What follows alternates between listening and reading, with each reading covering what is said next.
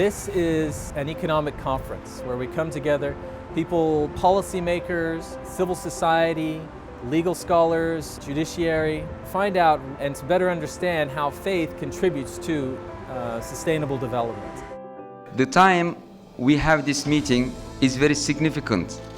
What happened in Paris and before that in Istanbul shows that in the world we need this kind of meetings. Interfaith, which means different religious traditions in dialogue with each other, working together on specific projects, water or energy or healthcare or education.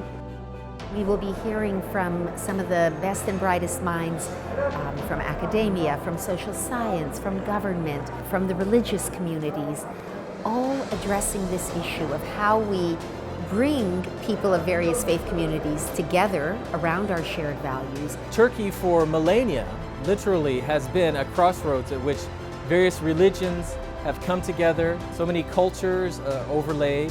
I think the setting of Istanbul is, it actually represents the essence of the conference. Provide everything from drinking water to...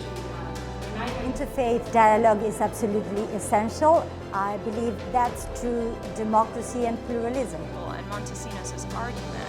One of the things we know about wealth creation is that the most important thing is that people will keep their promises.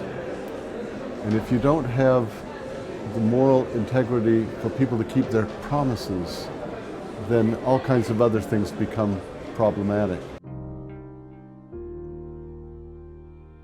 The conference put new questions, particularly around the meaning of religious freedom, where the issues really are in people's minds, and how they relate to the development agenda, to the peace-building agenda. People feel free to let their faith and their ideas inspire them and bring the solutions the world needs. That's the real value of religious freedom. It sets people of faith free to do good and love their neighbor. We're very mindful not to make it about protecting persecuted Christians or persecuted Muslims or other groups, but rather centering this effort around the human right of religious freedom, freedom to believe or not to believe, and to channel political energies towards that. Religion or belief is a peace project. Challenges. With a focus on the experiences of religious minorities among the Syrian refugee population. In the last 4 years, more than 2 million people are now in Turkey. 78 of them said that, no, we want to stay in Turkey. The rest, 22%, means that at least more than 400,000 people, which is already, you can see, on the Mediterranean Sea.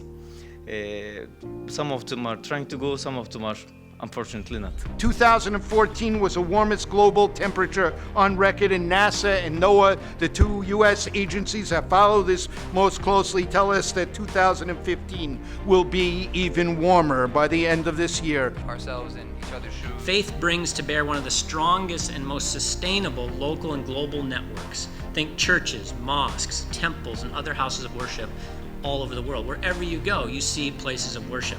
That's a powerful presence. From the cold of Winnipeg and letting us...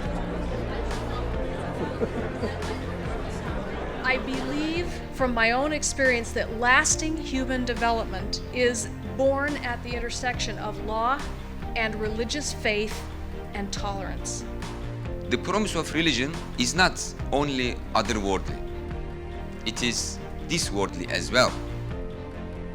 So, religion's promises that if people follow religion, they will have a peaceful and prosperous life in this world, and they will have salvation in the hereafter. So the promise is not just for the other world, but for this world as well.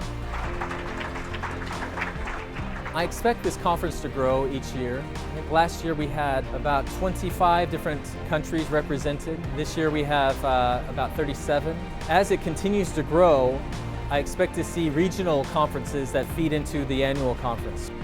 The incredible city of civilizations, Istanbul, and the fact that we could be here together, learn to know more of each other, learn from each other, get new ideas for going forward, ideas that hopefully we can internalize, take with us, and find ways to implement this will have been a great success.